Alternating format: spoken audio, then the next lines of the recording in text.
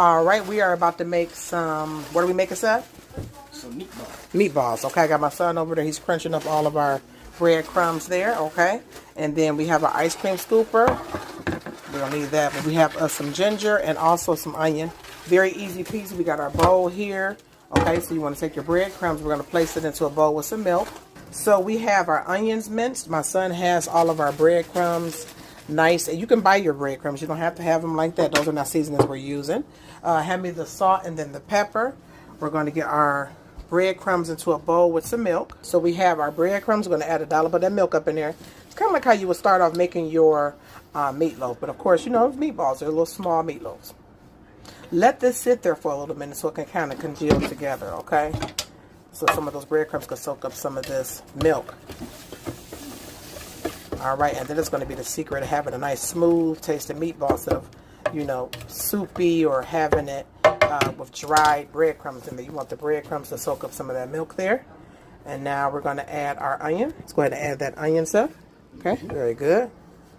So we have the onions in there with the breadcrumbs with the milk, and my son is going to go ahead and start cutting this little nice piece of ginger up. I did go ahead and get that peeled for him. Very good. Okay, good job. Yep. Just mincing it. Very good. Good job. Son is about to put that into the mixture as well. Very good. And now we're going to add our meat. All right, so this is the old school technique where you don't really have, you know, like those little baking sheet type of things. You can use a little olive oil and add some powder to it to kind of make a barrier between anything that you're baking. All right, so we have added our meat and we have our pan nice and powdered and greased and stuff. I know what you guys were thinking. You're missing something. The seasonings and the egg. Normally people would tell you to use 1 egg, but I like my meatballs a bit on the fluffier side. If you want them more dense, then don't use as much. You know, don't use 2 eggs, use 1.